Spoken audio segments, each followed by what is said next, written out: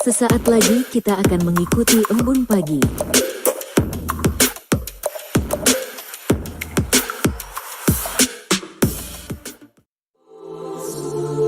Embun pagi,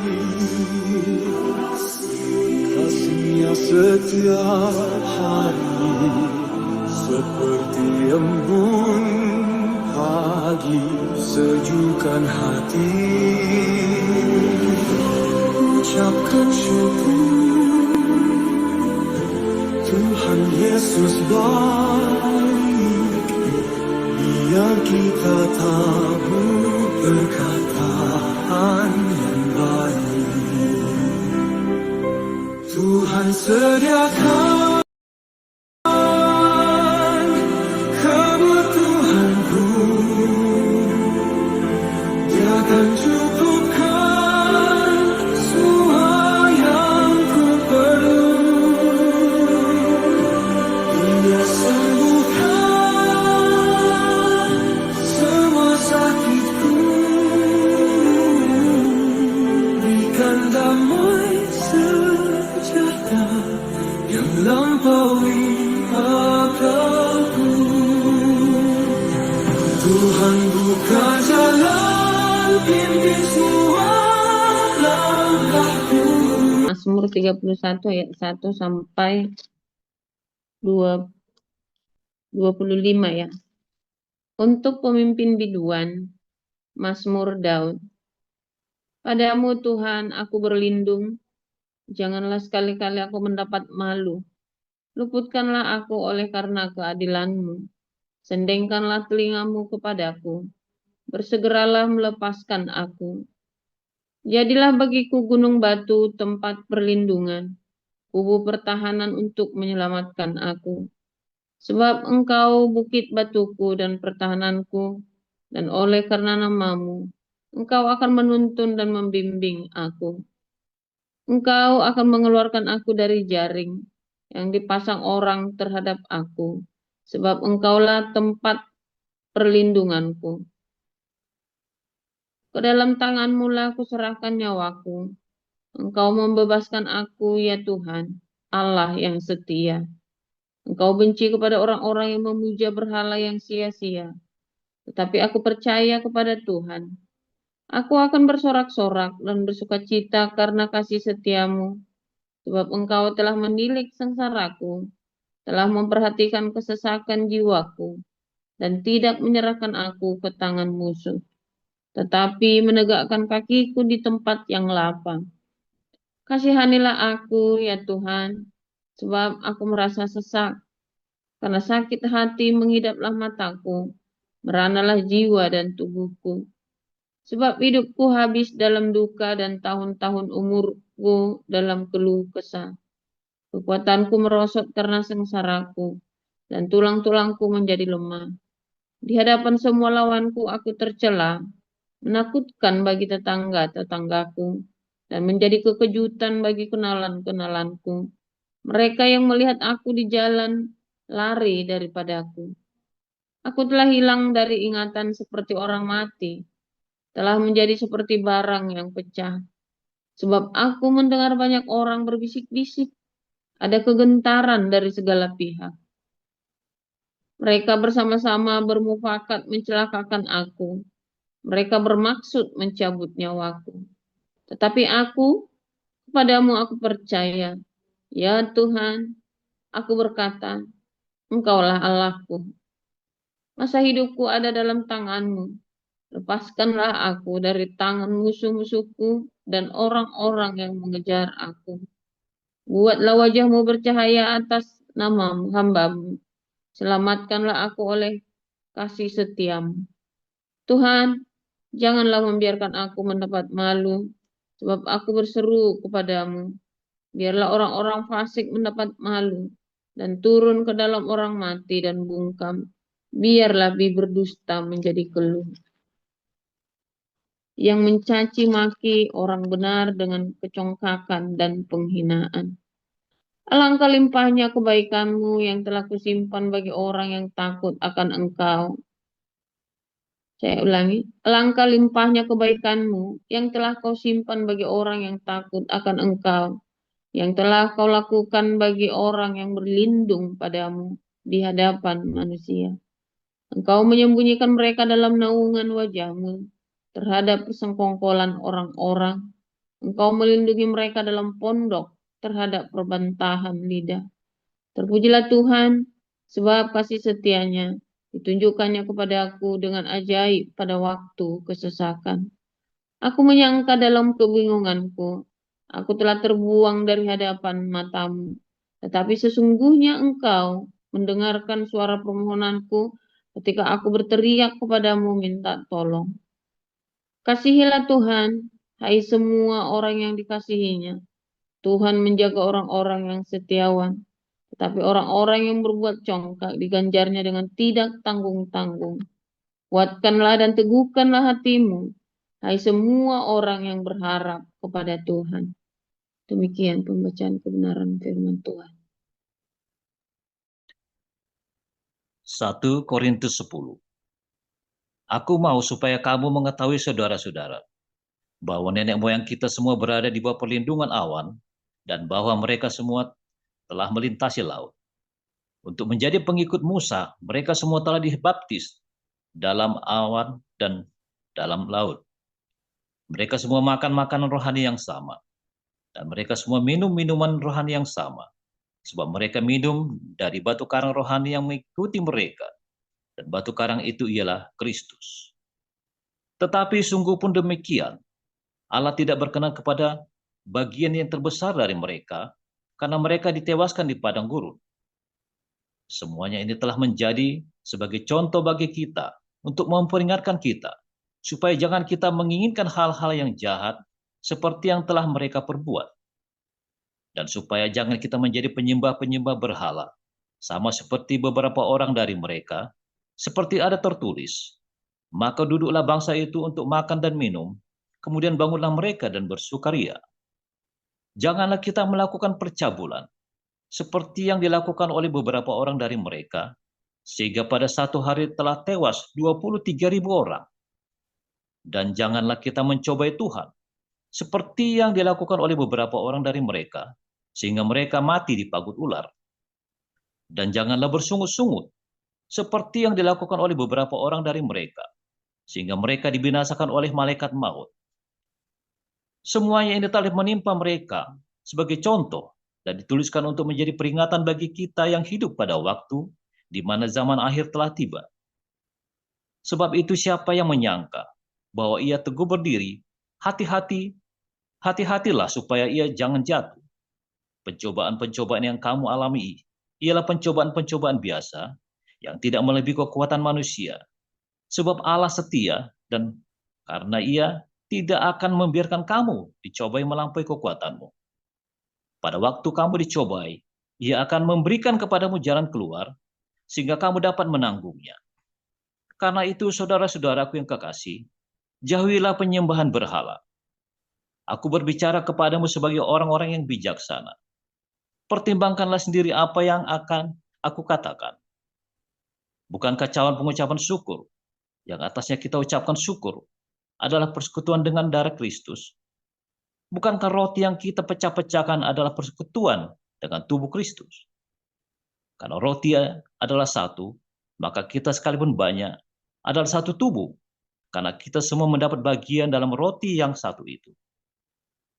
Perhatikanlah bangsa Israel menurut daging.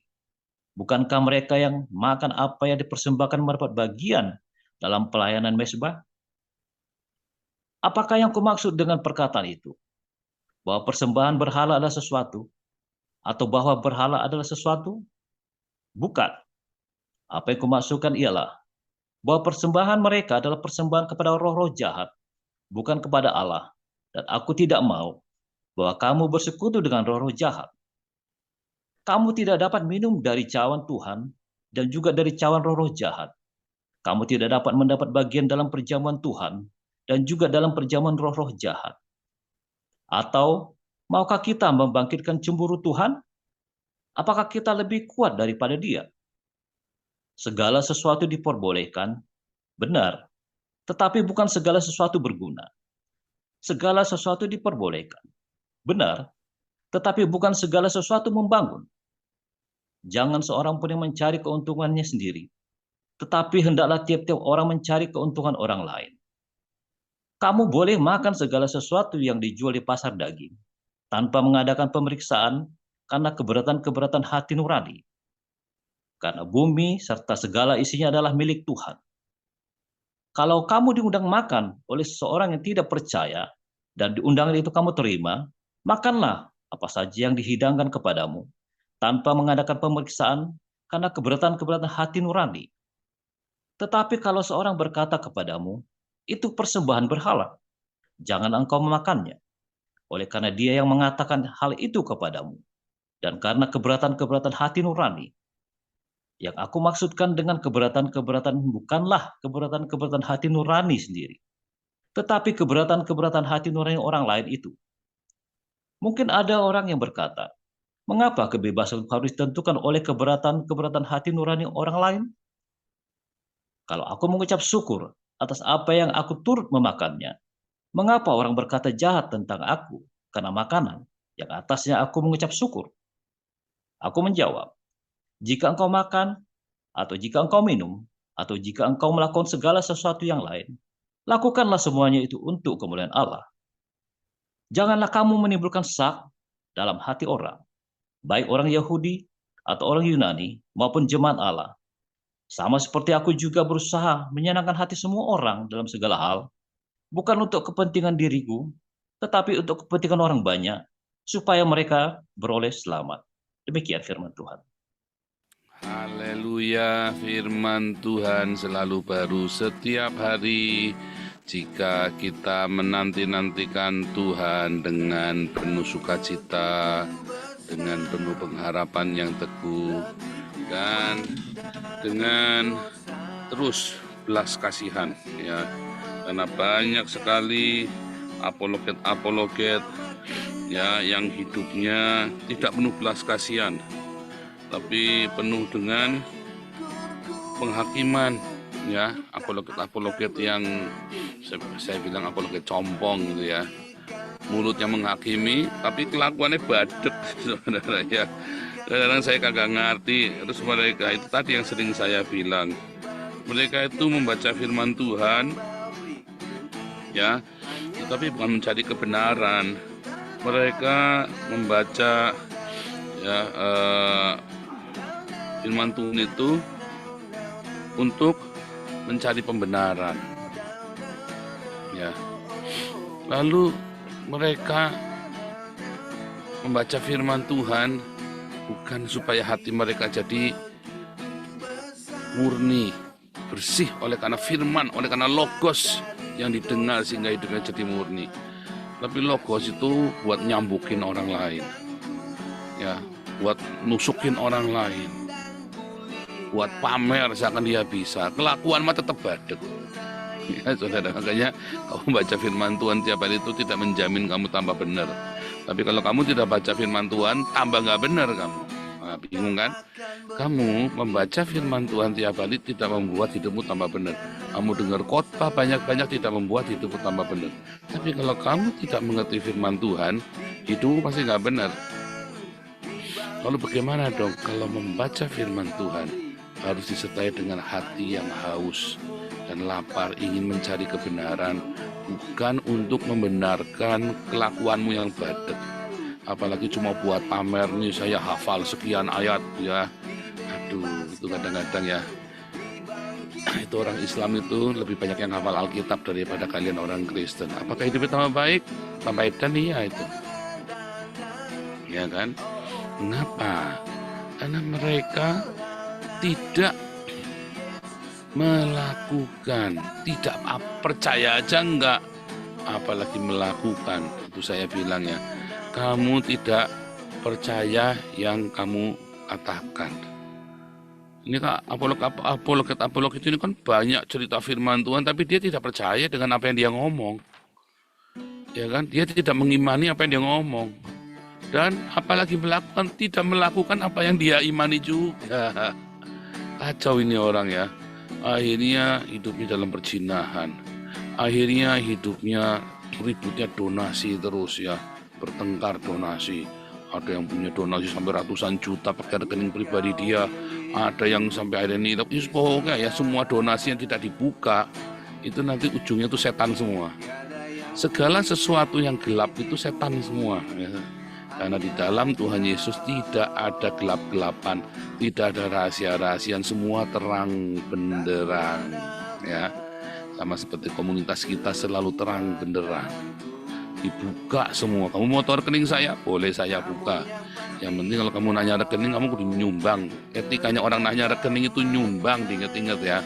Jadi jangan sampai kamu nanya rekening saya, kamu nggak nyumbang. Waduh, saya kutuk jadi kodok di dalam cawat nanti. Nah, saudara ya. Saudara, batu karang yang ketika Tuhan Yesus cerita batu karang, kamu kalau ke Israel itu ya, di Israel itu kalau kita lihat batu karang itu ya saudara ya, ada dua hal kalau kamu lihat batu karang. Batu karang itu akan menjadi halangan bagi kamu, atau batu karang itu akan menjadi tempat yang kokoh bagi kamu. Kalau tempat yang kokoh itu untuk membangun rumah ya, untuk bentengmu. Makanya kan bilang kota bentengku, kota benteng yang di batu berbatu, bukit-bukit berbatu, nggak mudah diserang. Ya, kota benteng di bukit-bukit berbatu itu nggak mudah diserang. Musuh mau nyerangnya dari mana tuh? Batu karang semua, tercerai-berai musuh itu. Tetapi ketika kamu membangun rumah di atas batu karang, firmnya minta ampun kokoh. Tapi masalahnya batu karang juga bisa menjadi halangan bagi kamu, tergantung bagaimana kamu menganggapnya. Kamu anggap apa batu-batu karang-karang yang berbatu itu? Kamu pergi ke Gunung Kidul itu batu karang semua, nggak ada air, nggak ada air. Karena orang Gunung Kidul nggak ngerti, dia kan miskin kan. Tapi kamu lihat di Israel batu karang semua, kaya. Kenapa yang membedakan coba? Itu di Christmas Island itu batu karang semua, itu kan rock fosfat itu kan, kaya, dikeruk ya. Mineralnya diambil untuk pupuk ya, pupuk fosfat itu ya, yang di Christmas Island itu di perairan Samudra Indonesia, sekarang wilayahnya Australia, tetapi mereka rata-rata berbahasa Indonesia ya katanya ya. Saya pernah sekali, bukan Christmas Island dulu saya pergi itu ya, bukan mereka berbahasa Indonesia. Yang Christmas Island ini berbahasa Indonesia juga katanya ya, karena saya pernah bisnis sama mereka, tapi saya belum sempat ke sana, belum sempat pergi. Nah, Christmas Island ini ya sebuah pulau batu karang semua, tapi bisa menghasilkan uang ya. Lalu mengapa Gunung Kidul itu nggak bisa menghasilkan uang? Ya kan, aneh ya. Ya karena kamu tidak tahu bagaimana caranya. Batu karang Kristus itu adalah ketika kamu mendengar firman Tuhan dan melakukannya, itu kamu membangun rumah di atas batu karang. Karena Yesus adalah batu karang kita. Ketika kamu dengar firman Tuhan dan melakukannya. Masalahnya apakah kamu melakukan firman Tuhan? Kamu dengar firman Tuhan cuma buat pamer, kamu hafalan kayak anak sekolah minggu kok, hafal firman Tuhan, dilakukan empuk. Ya kan? Dilakukan aja empuk. Buktinya kamu bertengkar satu sama lain, buktinya kamu saling mencelakakan satu sama lain. Buktinya kan kamu saling mencelakakan satu sama lain. Kamu orang Kristen saling melaporkan pendeta-pendeta itu kan. Dulu ya yang dulu saya ingatkan kalian ya kan. Setiap kali ada gereja baru, yang laporkan ke polisi itu bukan orang Islam, orang gereja sendiri. Lalu dia gerakan massa Islam buat bubarkan gereja itu kan. Hanya kan gitu kan. Ada banyak kasusnya yang menggerakkan justru gereja sendiri. Ya waktu itu Bahtera masuk tuh ke Kupang gitu ya, Bahtera. Nah, lalu orang-orang gereja-gereja Kupang itu Gemit itu ya, mendingan kamu jadi Islam sekalian daripada kamu ikut gerakan karismatik Bahtera itu ya. Terus sampai kaget. Sama ya yang di Manado itu, yang di mana itu Pemohon Modo Inding itu ya. Mendingan kamu jadi Islam sekalian daripada kamu jadi orang karismatik, gereja karismatik ya. Tidak semua teologi karismatik itu jelek ya. Tetapi statement itu loh, statement itu memang statement yang sangat tidak bertanggung jawab ya. Itu menunjukkan bahwa pendeta-pendeta ini adalah pendeta-pendeta kurang ajar. takut kan kalau jemaatnya habis kan. Karena orang gereja karismatik kan tidak menginjil ke jalan-jalan tapi menginjilnya ke gereja-gereja kan. Kayak Philip Mantova, injilnya kan ke gereja-gereja bukan ke jalan-jalan kan. Yang dibaptis, wah hari ini baptisan massal kesaksiannya, katanya orang dari gereja lain semua dibaptis. Yang mikir gedek, ya ampun Tuhan. Ya tapi itulah yang terjadi. Kenapa? Karena kamu mendengar firman Tuhan dan tidak melakukannya. Dan justru kamu senang ya dengar firman Tuhan yang keras-keras, kamu dengar firman Tuhan yang serem-serem, kamu senang. Di akhir zaman itu katanya Paulus ya, orang itu akan mencari guru-guru untuk memuaskan telinga mereka. Sampai mereka menggelinjang, karena khotbah yang keras. Tapi begitu ditanya, apa melakukan? Oh kami melakukan firman Tuhan. Oh kita butuh makanan yang keras. Makanan yang keras, kamu kesenggol dikit sama sesama pengurus minta keluar. Resign, aku tak keluar saja.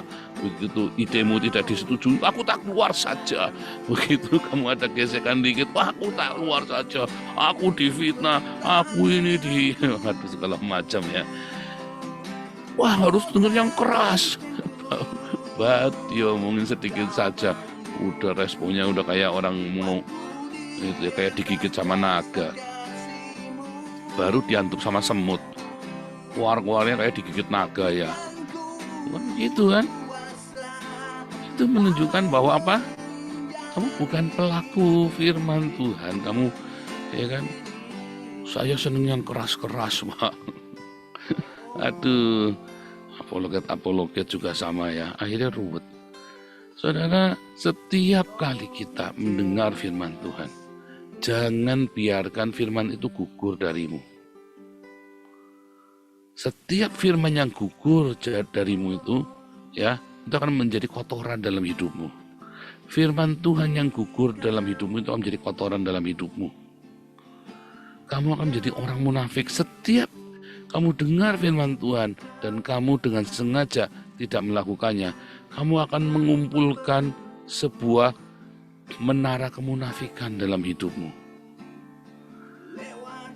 Kamu akan membangun bukan batu karang, bukan membangun rumah di atas batu karang, tapi kamu membangun kemunafikan. Semua kepura-puraan tiba-tiba hancur semua. Setiap firman Tuhan yang gugur darimu itu. Makanya jangan sampai kamu dengar firman Tuhan dan gugur. Kalau gitu mendingan gak usah dengar firman Tuhan. Nah itu tadi, kalau kamu gak dengar firman Tuhan, kamu jadi goblok. Akhirnya kan kamu kayak dulu siapa itu yang masuk ke Zoom saya terus ngarang-ngarang. Oh gampang, perintahnya, ikuti perintahnya, jauhi larangannya. Perintahnya itu apa? Bingung dia ya. Akhirnya perintahnya kayak perintah ajarannya Islam itu. Gereja, lo ke gereja siapa bilang ke gereja itu perintah Tuhan Yesus? Tidak ada ke gereja itu perintah Tuhan Yesus. Turuti perintahnya, jauhi larangannya itu aja. Apa coba perintahnya apa? Karena kalau ditanya turuti perintahnya, oh jadi orang Kristen itu gampang. Yang penting turuti perintahnya, jauhi larangannya. Apa perintahnya? Apa larangannya? Akhirnya kepalamu di framing sama Islam. Kamu lebih banyak dengerin khotbah-khotbahnya apologet-apologet yang nyerang Islam, yang ceritanya tentang Islam, daripada kamu yang ceritanya tentang bagaimana kamu bisa mengasihi, mengampuni, memberkati. Dan para apologet sendiri, karena bukannya membuka Alkitab, suatu ketika ada orang masuk ke Zoom juga dulu ya. Wah, Pak Paul tuh harus memahami Islam. Saya ini dosen Islamologi ya. Ini dosen Islamologi. Pak Paul itu harus mengetahui Islam, memahami tentang Islam, supaya kita bisa memberitakan Injil kepada Islam. Saya bilang, enggak perlu, kamu sama saya membaptis orang lebih banyak saya loh. Kita itu membaptis orang Islam, saya lebih banyak daripada kamu. Bahkan lebih banyak dari Saifuddin, saya. Dulu saya kira Saifuddin lebih banyak, ternyata yang dibaptis banyak yang palsu ya. Palsu yang baptisan yang keliling-keliling kemana-mana itu loh, kayak grupnya Syafi'i itu kan. Pak Syafi'i itu kan grup yang keliling-keliling, dibaptis ada sudah 7 kali, ada yang sudah 15 kali, ya kan. Wah, saya mau orang lebih banyak. Orang kalau kita baptis ya kita muridkan. Nah, kemudian orang-orang ya, ketika kita belajar memberitakan Injil, akhirnya orang-orang ini bukan memberitakan Injil, tapi dia ceritanya Al-Quran terus. Lalu tiba-tiba ada orang Islam masuk.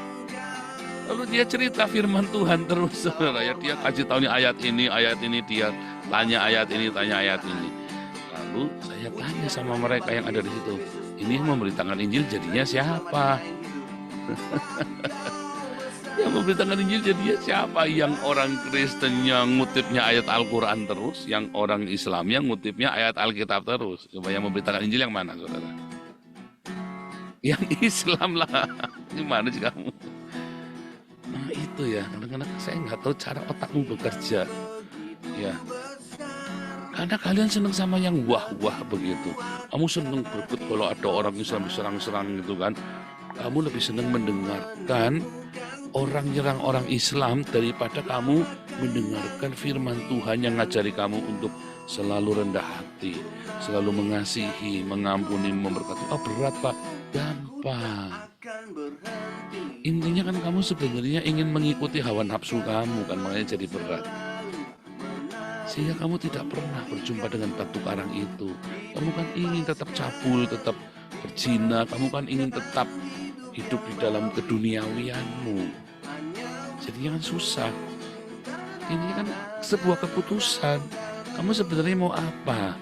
Kamu tuh di gereja tuh mau apa? Kan cuma mau kamu merasa Kristen kan?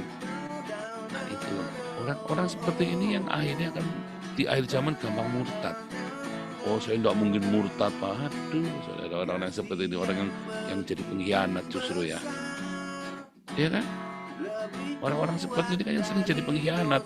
Aku udah ikut-ikut loh. Ditekan sedikit, ya bocor loh. Bocor, ditekan dikit ya bocor. Apakah Anda salah satunya? Setiap firman Tuhan yang gugur dari hidupmu, kamu tidak lakukan.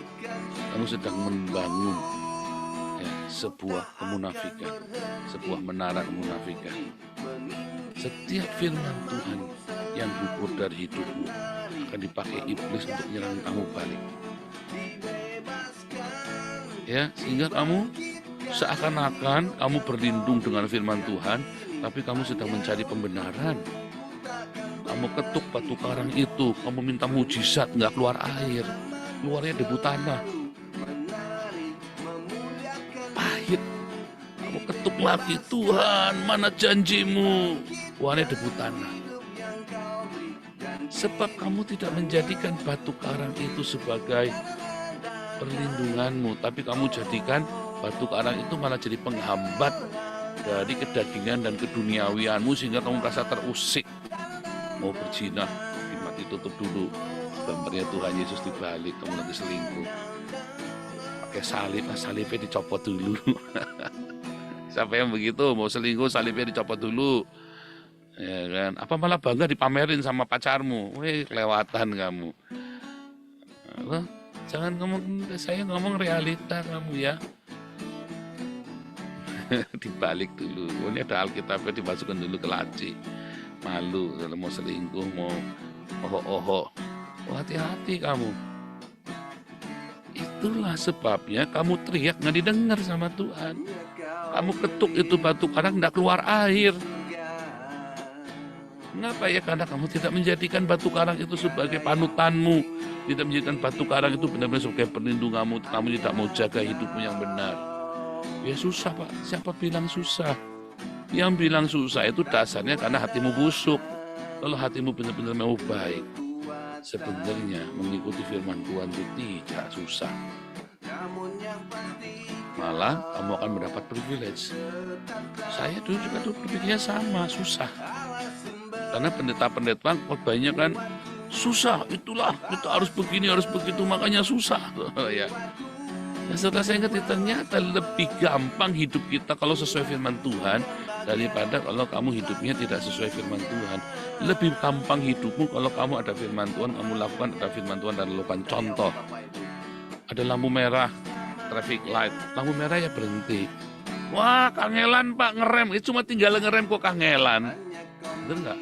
Dasarnya kan hatimu kan ruwet kan, hatimu udah busuk. Ada traffic light, lampunya merah, ting, lampunya merah berarti apa? Berhenti. Tapi kamu bilang, aduh Pak susah Pak, nanggung Pak, mau ngerem Pak. Gak apa-apa, tiba-tiba diajar sama tronton. Wah, kakimu dua-dua patah. Bagus titiknya nggak patah sekalian ya saudara ya. Nggak dipotong sekalian. Terus, wah ini hidupnya susah ini. Saya tadi kalau Tuhan ada, mengapa Tuhan tidak lindungi saya ketika saya lagi di perjalanan? Lah kamu tadi ada lampu merah, Tuhan sudah kasih tahu dibikin lampunya merah sama Tuhan. Kamu terobos saja. Gampang nggak ngerem tadi lampu merah? Gampang kan? Direm aja kan? Yang bikin susah apa? Karena kamu ngeremehin hukum kan? Kamu meremehkan kan? Orang yang disuruh ngerem. Ini kan simple kan? Traffic light lampu merah berhenti.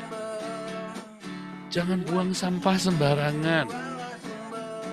Satu orang, kalau Jakarta penduduknya 30 juta, setiap hari buang selembar aja kertas yang permen. Satu lembar kertas permen buang setiap hari. Jadi itu 30 ton tuh. Ya kan?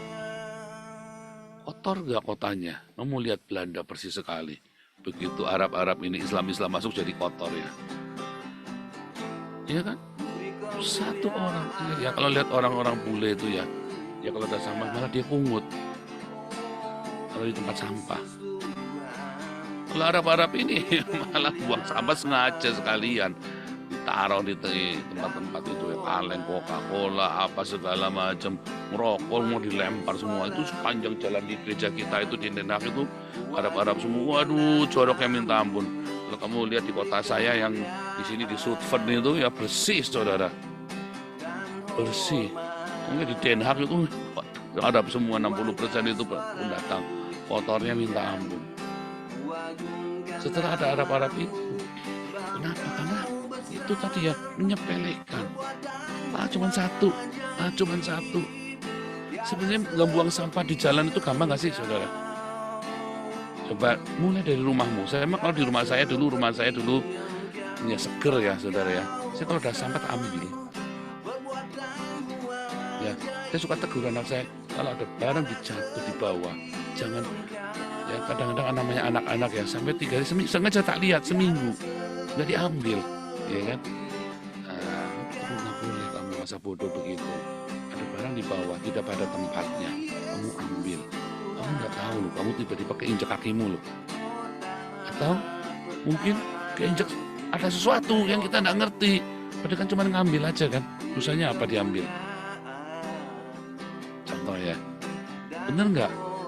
Firman Tuhan juga seperti itu saudara. Sebetulnya ketika firman Tuhan berkata ampuni kan, tinggal keputusan. Berkati kan. Tapi kan kok nanti aja Tuhan, aku malas ketemu dia, aku malas. Disitulah saudara ya, karena kamu enggan, karena kamu gengsi, kamu tunda, akhirnya firman Tuhan itu berguguran, nggak tumbuh, nggak berbuah dalam hidupmu. Kamu lihat itu kamu kira itu buah, nggak taunya apa? Nggak taunya buah busuk, karaktermu yang busuk, karaktermu yang munafik. Karena ada firman Tuhan kamu biarkan gugur, bukan ditumbuh, bukan dirawat. Nanti Tuhan gesekan, ampuni, ayo mengalah. Nanti Tuhan, sekarang enggak mau saya. Sekarang mau saya lawan dulu. Ayo ampuni, nanti Tuhan. Ayo berdiakonia, nanti Tuhan aku mau beli iPhone dulu. Ayo ampuni, nanti Tuhan. Ayo berkati, selalu kamu tunda. Akhirnya kamu lewatkan semuanya dan hidupmu busuk. Itulah seperti apologet TikTok. Akhirnya hidupnya busuk. Bahkan ketika itu sampai saya hardik ya. Saya nggak mau kenal kamu lagi. Buat saya, kamu cium kentutnya saya pun jangan. Orang-orang yang sudah mengkhianati saudaranya, kamu tidak pantas duduk bersama dengan dia. Ya, saudara ya. Kalau ada orang sudah bongkar-bongkar rahasia dan alam, saudara, udah jangan kasih uang, jangan kasih donasi. Kamu ikut masuk neraka sama dia. Ingat-ingat yang saya ngomong, viralkan. Ya, tapi kamu kalau ada orang-orang yang hidupnya penuh cinta, ada orang-orang yang menjadi berkat hidupnya, orang-orang yang transparan, mengajarkan, viralkan, fokus sama Tuhan. Ya, ada orang yang sibuk memperkaya diri, tinggal. ditinggal, kamu akan masuk neraka bareng-bareng sama dia. Kamu pikir gara-gara dia, wah kelihatannya dia memberitakan Injil. Enggak, dia lagi baca Al-Quran terus kok. Dia lagi baca Al-Quran kok, bukan memberitakan Injil kok. Ya enggak? Hati-hati, kamu harus bedain mana orang memberitakan Injil. Oh itu kan dengan caranya apa? Memberitakan Injil dengan membaca Al-Quran. Ini orang edan namanya. Memberitakan Injil dengan membaca Al-Quran. Gimana caranya coba memberitakan Injil?